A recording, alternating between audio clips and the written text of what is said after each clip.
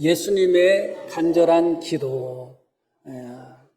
오늘 말씀의 제목을 예수님이 기도하실 때 땀이 핏방울이 됐다는 말씀을 가지고 핏방울이 들어가는 제목을 잡으려고 하려고 했다가 제목이 너무 세 보여가지고 부드러운 제목을 잡았습니다.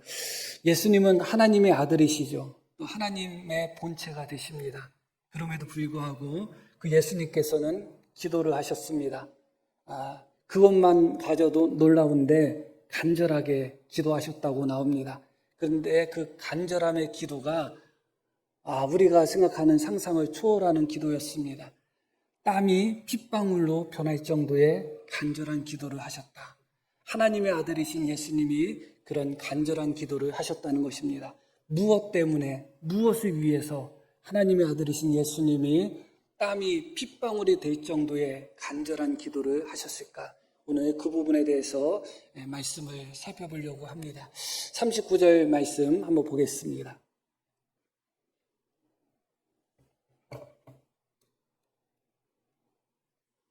예수께서 나가사 습관에 따라 감난산에 가심에 제자들도 따라갔다. 이렇게 말씀이 시작이 됩니다. 겟세마네 동산이죠. 감난산에 있는 겟세마네 동산에 우리 예수님께서 습관에 따라 가셨다. 기도하러 가신 것이죠. 그때 제자들도 예수님을 따라갑니다. 그곳에서 예수님이 제자들에게 이런 말씀을 하십니다. 이어지는 말씀 보면 그곳에 이르러 제자들에게 이르시되 유혹에 빠지지 않게, 시험에 빠지지 않게 기도하라. 이렇게 말씀합니다. 그런 후에 예수님의 기도의 장면이 이어서 나온 후에 예수님이 기도를 마치신 후에 46절에 이렇게 또 말씀하십니다. 이르시되 어찌하여 자느냐, 시험에 들지 않게 일어나 기도하라. 그러니까 40절 말씀과 46절 말씀은 동일한 말씀이에요. 샌드위치 그런 구조가 되는 거예요. 그래서 40절에 시험에 들지 않게 기도하라 그렇게 말씀하셨고, 예수님이 기도하신 후에 돌아와서도 시험에 들지 않게 기도하라 그렇게 말씀하셨습니다. 그것은 무엇을 보여주는가? 예수님의 기도가 시험에 들지 않기 위한 기도의 모형이고 모범이다 하는 것을 보여주는 것입니다. 너희는 시험에 들지 않도록 기도해야 된다. 그런데 시험에 들지 않기 위해서 기도하기 위해서는 아무렇게나 해서는 안 되고, 오늘 말씀에 나와 있는 예수님이 하나님께 간절히 기도한 것 같은 그런 기도를 해야 된다. 그렇게 말씀하고 있습니다. 평소에는 평범한 기도를 할 수도 있을 것입니다. 우리는 주기도문을 외우죠. 날마다 주기도문을 외우며 기도하는 분도 있을 것입니다. 주기도문의 한 부분은 우리를 시험에 들지 않게 하여 주십시오 하는 기도가 있습니다. 그것은 날마다의 기도고 일상의 기도입니다. 왜냐하면 그 기도 속에 우리에게 일용할 양식을 주옵소서 하는 내용이 있잖아요. 주기도문. 일용할 양식은 날마다의 양식이거든요. 그래서 주기도문은 날마다의 기도입니다. 날마다의 기도 속에서 우리를 시험에 들지 않게 해달라고 우리는 하나님께 기도를 합니다. 그러나 그렇게 날마다의 기도, 평범한 기도로서는 극복할 수 없는 시험이 존재한다는 것을 우리는 기억할 필요가 있습니다. 다시 39절 말씀을 보겠습니다. 예수께서 나가사 습관에 따라 가셨다. 그렇게 말씀이 나옵니다. 이 감난산 겟세마네 동산은 예수님께서 습관적으로 나가서 기도하셨던 곳입니다. 그러나 그 기도의 자리에는 습관을 따라 가셨지만 그곳에서 오늘 드리는 기도는 습관적인 기도를 드려서는 안 됩니다. 특별한 시험 앞에 있기 때문에 특별한 기도를 드려야 되는 것이죠.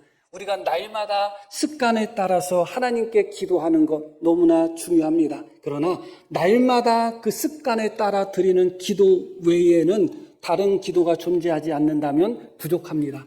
때로는 습관에 따라서 기도하는 그 순간에 습관에 넘어서는 그런 특별한 기도가 요청될 때가 있습니다. 날마다 주기도문을 통해서 우리를 시험에 들게 하지 마옵소서, 마시옵소서, 그것으로 만족하고 충분할 수도 있지만 그러나 그 습관에 따라 드리는 기도를 초월해야 되는 순간이 찾아오고 있습니다. 바로 오늘 이 말씀이 그 순간이 되는 것입니다. 예수님은 제자들과 최후의 만찬을 하신 후에 베드로에게 어떤 말씀을 하셨는가? 사탄이 밀가부로 타려고 너희를 청구했다는 말씀을 합니다. 사탄이 밀가부로 타기 위해서 너희를 청구했다. 사탄이 자기 마음대로 시험하고 자기 마음대로 너희를 넘어뜨리기 위하여 하나님께 너희를 청구해 놓은 상태다. 특별한 상태죠. 그리고 주님은 말씀합니다. 나는 이제 십자가에 못 박혀 죽을 것이라고 말씀합니다. 특별한 순간입니다. 제자들은 사탄이 밀가부로 타는 시험 앞에 지금 서 있고 그들과 함께 하셨던 예수님은 십자가를 짊어지는 그런 시험 앞에 서 계신 것입니다. 이럴 때에 그냥 습관에 따라서 드리는 습관적인 기도로서 충분할까? 그럴 수는 없는 것입니다. 그래서 예수님은 비록 습관에 따라서 항상 기도를 했던 겟세마네 동산에 가셨지만 그곳에서 습관적으로 기도하지 않으셨습니다. 오늘 말씀의 기도의 모습이 항상 예수님이 드렸던 기도의 모습이라고 생각하셔서는 안 됩니다. 아무리 예수님이라 할지라도 기도할 때마다 땀방울이 핏방울이 될 정도로 항상 그렇게 기도하셨을까? 그렇지 않습니다. 오늘은 특별한 시험의 날이고 특별한 위기의 순간이고 특별한 어려움의 순간이었습니다.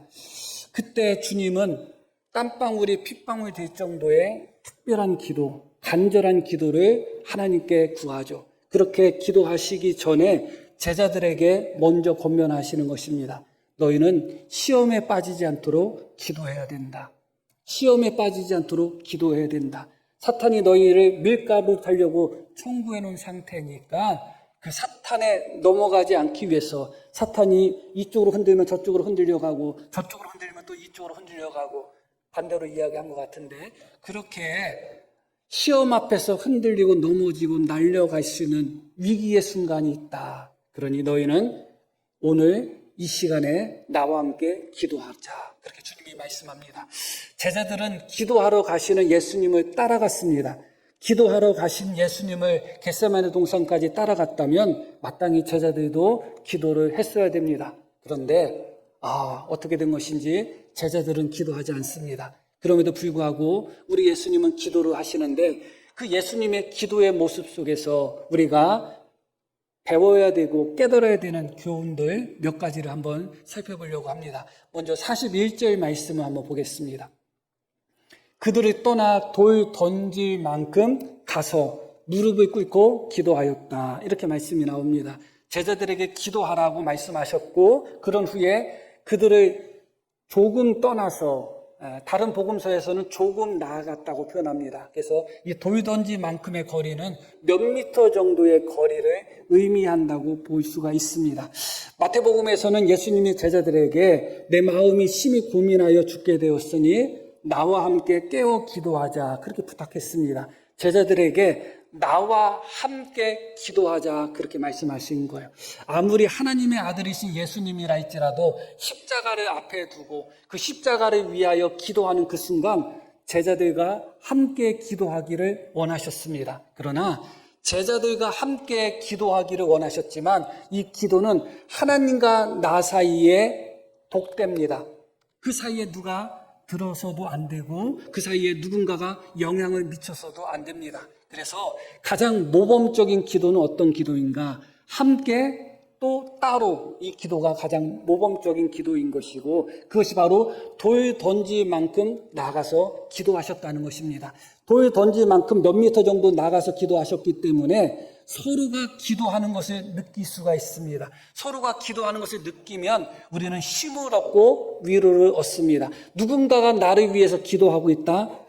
너무 감격스럽고 너무 큰 위로가 되는 것입니다. 지금 내가 하나님 앞에서 힘쓰고 애쓰고 기도하는 이 순간에 몇 미터 뒤에서 나의 제자들도 나와 함께 기도하고 있다. 주님께 큰 위로가 되고 힘이 되었을 것입니다. 그래서 주님은 나와 함께 기도하자 그렇게 말씀하시고 제자들의 기도가 서로가 서로의 기도가 느껴질 수 있는 거리 돌 던질 만큼 거리를 나가서 기도합니다. 왜냐하면 함께 기도하는 그 자리 속에서 예수님은 또한 하나님과 1대1의 기도를 해야 되기 때문에 그렇습니다. 이 두 가지 기도의 요소가 언제나 우리 속에 있어야 됩니다. 함께 나와서 예배 자리에서 드리는 기도 참 복되고, 그럼에도 불구하고 그것으로 만족할 수는 없습니다. 이제 우리 스스로 하나님 앞에 개인적으로 나아가는 기도도 참으로 중요한 것입니다. 그 둘 중에 하나만 있어서는 안 됩니다. 교회 갔더니 은혜도 안 되고, 교회에서 함께 기도하는 것은 은혜도 안 돼서 나는 혼자 기도해요. 너무 훌륭하신데 조금 더 훌륭하게 되면 함께 기도하는 법을 배우게 될 것입니다. 어떤 이들은 예배 자리에 나와서 함께 기도는 잘하지만 개인의 기도가 또 전혀 없는 사람들이 있습니다. 이것도 역시 문제이겠죠. 우리 예수님은 제자들과 함께 기도하기를 원하셨습니다. 그러면서 하나님 앞에서는 개인적으로 독대하며 오직 하나님 앞에 개인적으로 기도로 나아가기를 원하셨습니다. 그래서 우리 예수님은 돌 던질만큼의 거리를 나아가서 하나님께 기도를 합니다. 그 기도의 내용은 너무나 참 우리를 아프게 하고 또 우리에게 큰 감동을 주는 그런 내용들로 이루어져 있습니다. 자, 42절 말씀 보겠습니다. 이르시되 아버지여, 하나님을 아버지로 신뢰하며 기도합니다. 아버지여, 만일 아버지의 뜻이거든 이 잔을 내게서 옮기시옵소서. 이 잔은 결국은 십자가의 잔이겠죠. 예수님은 제자들에게 최후의 만찬 자리에서 잔을 건네주셨습니다. 잔을 주시면서 뭐라고 말씀하셨는가? 이것은 너희를 위하여 흘리는 피, 나의 언약의 피라는 것입니다. 제자들에게 언약의 피, 구원의 피를 예수님께서 그렇게 잔으로 그렇게 주시기 위해서는 십자가의 그 잔을 예수님이 먼저 마셔야 됩니다. 십자가의 잔을 예수님이 마시지 않고서는 우리에게 언약의 잔을, 구원의 잔을 줄 수가 없는 거예요. 이미 예수님은 제자들에게 이것은 너희를 위하여 흘리는 나의 피, 언약의 피다 하면서 그 잔을 주셨을 때 이미 예수님은 하나님이 주시는 십자가의 잔을 지실 각오가 되어 있으셨던 거죠. 그럼에도 불구하고 예수님도 우리와 똑같은 성정을 가지신 분이시잖아요. 십자가의 표현할 수 없을 정도의 고통스러운 죽음이 몇 시간 후에 예수님께 그대로 이루어진다고 생각할 때 이 잔을 마셔야 된다는 것을 아시면서도 그럼에도 불구하고 예수님 마음속에는 많은 갈등도 있었을 테고 많은 괴로움도 있었을 것입니다. 그래서 기도하실 때 예수님은 고뇌에 차서 기도하셨다고 하고 슬퍼하며 기도하셨다고 하고 내 마음이 심히 근심스럽다 하면서 기도하신 겁니다. 우리 예수님이 근심이 가득한 상태, 슬픔이 가득한 상태, 고뇌가 가득한 상태 잘 안 어울리잖아요.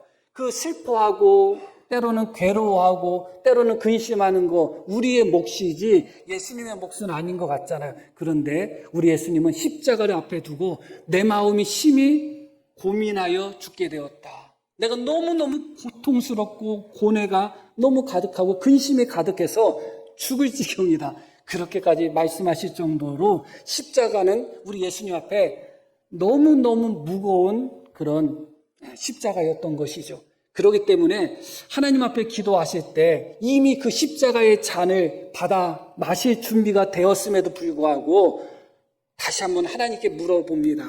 만일 아버지의 뜻이라면 이 잔을 내게서 옮겨 주실 수 없겠습니까?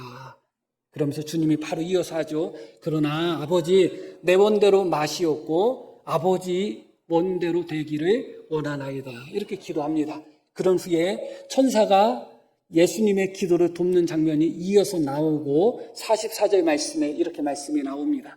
예수께서 힘쓰고 애써 더욱 간절히 기도하셨다. 간절한 기도를 이렇게까지 표현할 수 있는 문구가 있을까 싶습니다. 힘쓰고 애써 더욱 간절히 기도하셨다.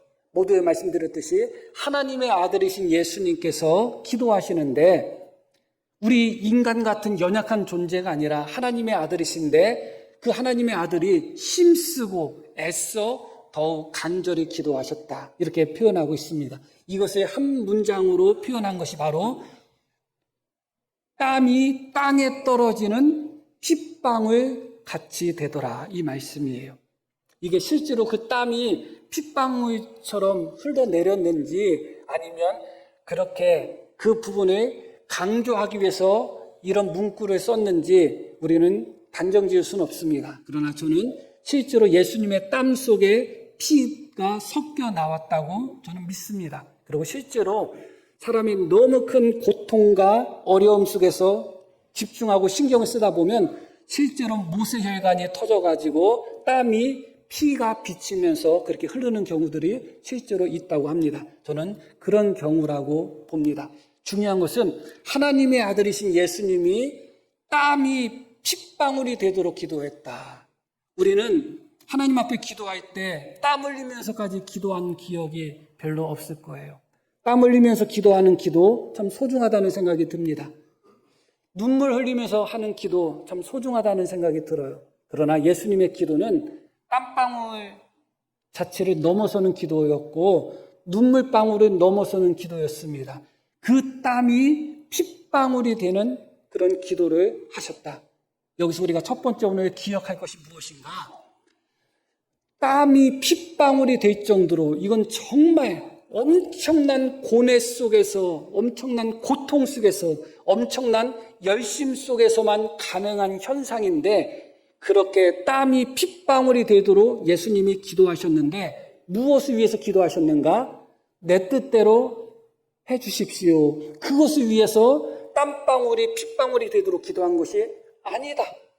그게 우리를 오늘 말씀 속에서 첫 번째 우리 자신을 돌아보게 하는 말씀입니다. 나 자신을 위해서는 때로는 눈물 흘리고 콧물 흘리면서 기도할 수도 있고 나 자신의 뜻을 위해서는 때로는 땀 흘리면서 기도할 때도 있습니다. 물론 그럴 때도 없을 때도 많지만 그러나 내 자신의 뜻을 위해서가 아니라 기꺼이 하나님의 뜻이 나에게 이루어지기 위해서 내 뜻을 관철하고 내 뜻을 성취하기 위함이 아니라 주님의 뜻, 아버지의 뜻이 나에게 이루어지기 위한 목적하에서 땀방울이 핏방울이 되도록 기도했다. 너무너무 충격적인 것이죠. 우리의 간절한 기도를 돌아보시기를 바랍니다.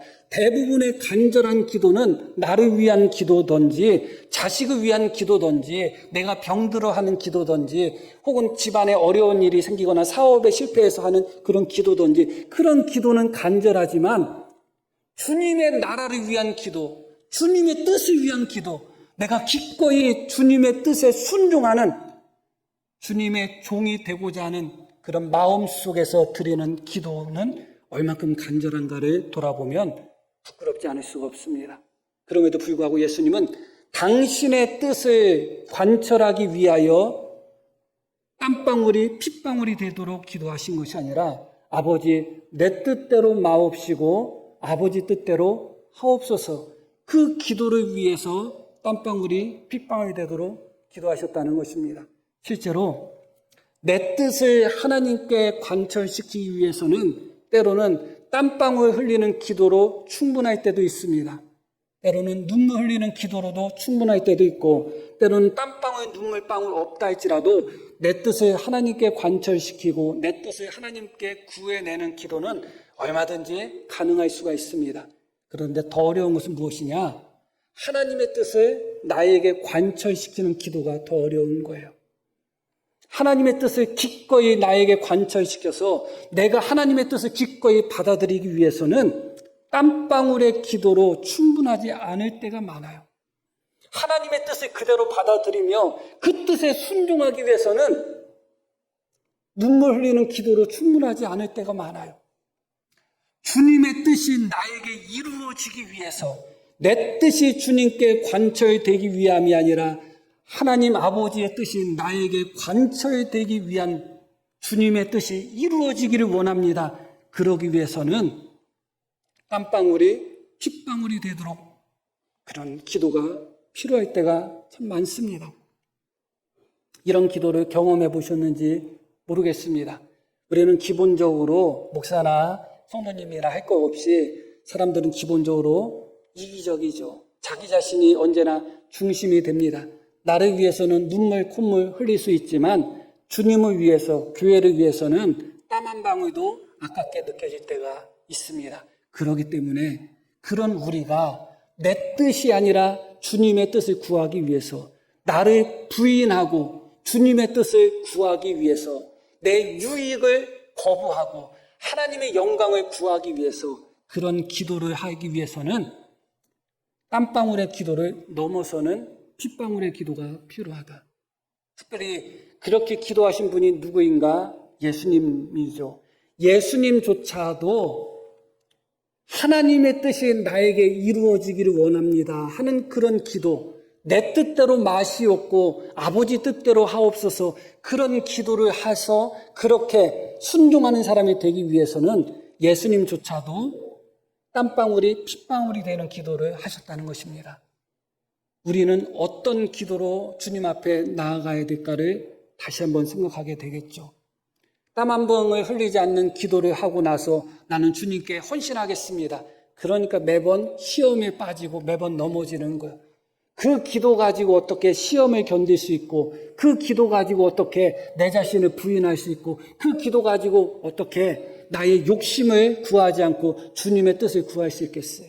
나의 욕심을 부정하고 내 욕망을 내려놓고 나의 마음속에는 탐욕과 부정함과 음란함을 다 내려놓고 기꺼이 주님의 뜻을 추구하며 주님의 뜻이 나에게 이루어지기 원한다면 최소한 우리의 기도가 땀방울이 핏방울이 될 정도의 기도가 뒷받침돼야 됩니다. 그런 기도가 없는 상태에서 날마다 결심만 하니까 무슨 일이 벌어지겠어요? 예수님께서 베드로에게 내가 오늘 나를 부인할 것이라고 말씀하셨습니다. 베드로는 뭐라고 이야기했느냐? 나는 결코 주님을 부인하지 않겠습니다 하면서 주님과 함께 죽을 각오도 되어 있고 주님과 함께 옥에 들어갈 각오도 되어 있습니다. 그렇게 베드로는 이야기했습니다. 베드로의 각오는 사실일 것입니다. 정말 주님을 위해서 죽고자 하는 각오, 주님을 위해서 주님과 함께 옥에 가고자 하는 그런 각오, 베드로는 되어 있을 것입니다. 그러나 그날 밤 베드로는 주님을 위해서 주님과 함께 땀 한 방울 나는 기도조차 하지 않았어요. 땀 한 방울 나는 기도조차 하지 않고 무슨 주님과 함께 옥에 가고 무슨 주님과 함께 십자가에 달리고 무슨 주님과 함께 죽겠습니까? 그 결심이 사실이 되기 위해서는 내가 정말 주님을 위해서 옥에도 가고 주님을 위해서 기꺼이 주님과도 죽고 내가 기꺼이 주님을 위해서 나 자신을 드리고자 원하는 그런 결심이 있다면 땀방울의 기도조차도 부족할 때가 많다는 것을 기억할 필요가 있습니다. 정말 주님을 사랑하시고 주님께 헌신하고 싶다면 우리의 기도가 한 단계 더 올라가야 됩니다. 그 기도가 없이는 주님께 나아가지를 못하는 것입니다. 그렇게 주님은 제자들이 자는 동안 제자들에게 뭐라고 말씀하셨는가? 나와 함께 깨어 기도하자. 나와 함께 기도하자. 함에도 불구하고 제자들은 다 잠을 자고 있었죠. 그렇게 제자들이 잠이 자는 그 순간에 예수님은 땀방울이 핏방울이 될 정도의 기도를 하고 계셨습니다. 그런데 바로 그 자리에 43절 말씀부터 한번 또 보겠습니다. 천사가 하늘로부터 예수께 나타나 힘을 더하더라. 참 놀라운 말씀이 나오죠. 이스라엘을 지키시는 하나님은 졸지도 않고 주무시지도 않는다고 말씀합니다. 제자들은 비록 예수님이 나와 함께 기도하자 하는 말을 들었다 할지라도 자고 있어요. 주님과 함께 그 자리까지는 갔지만 함께 기도하지는 못했어요. 예수님이 3번씩이나 기도하고 돌아와서 제자들을 보시면서 자냐, 자지 말아라, 나와 함께 기도하자, 그런 말씀을 하셨잖아요. 만약에 예수님이 그 고통스러운 기도를 하는 그 순간에 제자들의 기도의 소리가 예수님께 들려왔다면 얼마나 위로가 되고 힘이 되었을까 하는 생각을 하게 돼요. 그러나 그날 제자들은 예수님 홀로 기도하도록 내버려 두고 자기들은 잠을 잤습니다. 이해는 갑니다. 그러나 말씀드렸듯이 하늘에 계신 아버지 하나님은 졸지도 않고 주무시지도 않는 분이십니다. 그 하나님 아버지가 땀방울이 핏방울이 되도록 홀로 그렇게 외롭게, 홀로 그렇게 고독스럽게, 홀로 그렇게 아프게 기도하시는 예수님에게 천사를 보내셔서 힘을 더하셨다, 위로하셨다, 그런 말씀이 나옵니다. 우리가 기도할 때 이런 천사의 도움 혹은 천사의 임재를 우리가 경험해 보신 분이 혹시 있으신지 모르겠네요. 중요한 것은 예수님의 기도에 천사가 함께 했다는 것은 하나님 아버지가 함께 하셨다는 거예요. 제자들도 예수님과 함께 했다면 더 좋았겠지만 제자들은 그 순간에 예수님과 함께 기도하지 않았지만 하나님은 천사를 보내셔서 예수님과 함께 하셨습니다. 힘을 더하셨습니다. 천사를 보내셨다는 것은 아버지 하나님이 예수님께 직접 오셨다는 것과 동일합니다. 천사를 통해서 힘을 주시고 위로하셨다는 것은 하나님 아버지가 예수님께 위로와 힘을 주셨다는 것은 분명합니다. 그렇게 내 뜻대로 마옵시고 아버지 뜻대로 하옵소서 기도하는 그 예수님을 위하여 아버지 하나님은 하늘에서 천사를 보내셔서 그 예수님을 붙드시고 도와주셨다. 그렇게 말씀하고 있습니다. 만약에 예수님의 기도가 내 뜻대로 해주세요. 아버지 뜻은 싫어요. 내 뜻대로 해주세요. 그런 기도를 했다면 아버지 하나님이 천사를 보내셔서 도우셨을까? 그렇지는 않겠죠. 가장 고통스러운 순간조차도 땀방울이 핏방울이 될 정도의 고통스러운 기도의 순간조차도 내 뜻대로 마옵시고 아버지 뜻대로 하옵소서 그렇게 기도하는 예수님께 제자들은 자고 또 자고 있는 그 순간에 하늘에서 아버지 하나님이 보시며 천사를 보내셔서 예수님께 힘을 더하셨습니다. 그러고 나서 바로 예수님은 그곳에서 바로 체포되십니다. 예수님이 3번 기도하셨는데 3번째 기도하고 돌아오시자마자 가룟 유다가 군병들을 이끌고 와서 예수님을 체포해 가죠. 그리고 바로 그날 예수님은 십자가에 못 박히십니다. 금요일 새벽에 예수님이 체포되시고 금요일 9시에 십자가에 못 박혀 돌아가시니까 바로 몇 시간 사이에 그 모든 일들이 다 일어난 것입니다. 예수님이 십자가를 지셨을 때 십자가의 고통은 말로 표현할 수 없는 고통이라고 분명히 제가 말씀을 드렸습니다. 정신적으로라도 그렇고 육신적으로라도 그렇습니다. 발개 벗겨진 상태에서 수많은 사람들이 지켜보는 앞에서 양발에 못으로 박혀가지고 나무에 달리는 것인데 그 고통이 얼마나 끔찍하겠어요. 육신의 고통도 끔찍하고 마음의 고통, 정신적인 잘 쓰는 트라우마, 이건 뭐 우리의 트라우마하고는 비교할 수 없을 정도로 큰 고통이 예수님께 있었을 것입니다. 예수님은 그 십자가를 기꺼이 짊어지셨죠. 그 순간에 수많은 사람들의 조롱과 멸시가 있었습니다. 예수님을 향하여 안타까워한 사람도 있었지만 그 자리에 있었던 모든 사람들은 예수님을 멸시하고 조롱하고 무시했습니다. 그 순간에 예수님은 수많은 사람의 조롱과 멸시 속에서 십자가에 못 박혀 피를 흘리고 계셨습니다. 중요한 것은 무엇인가? 예수님은 십자가에서 내려올 수 있는 분이라는 것, 그게 중요한 것입니다. 못 내려오시는 분이라면 하나도 중요할 게 없어요. 할 수 있는 분이시기 때문에, 하늘의 천군 천사를 부를 수 있는 분이시기 때문에, 얼마든지 십자가를 깨트릴 수 있는 분이시기 때문에, 예전에 제가 게임의 그 오프닝 영상 장면을 한번 말씀드린 적이 있는데, 그 게임에 예수님도 나오고 부처님도 나오고 다 나와요. 이 사람들이 싸우는 거야. 싸우는 건데 그 예수님이 등장이 어떻게 하냐면 십자가를 딱 깨트리시고 내가 구원하러 왔다 그래요. 그게 사람들이 예수님께 했던 말이죠. 내가 하나님의 아들 그리스도면 십자가에서 내려오라. 예수님은 십자가에서 내려올 수 있는 능력이 있는 분이에요. 그게 중요해요. 그런 분이 골고다 십자가에서 그 모욕을 당하면서 그 큰 고통의 십자가에 못이 박혀서 십자가에 달리셨어요. 우리 같으면 그 십자가를 끝까지 짊어질까요? 내려올까요? 당연히 내려오죠.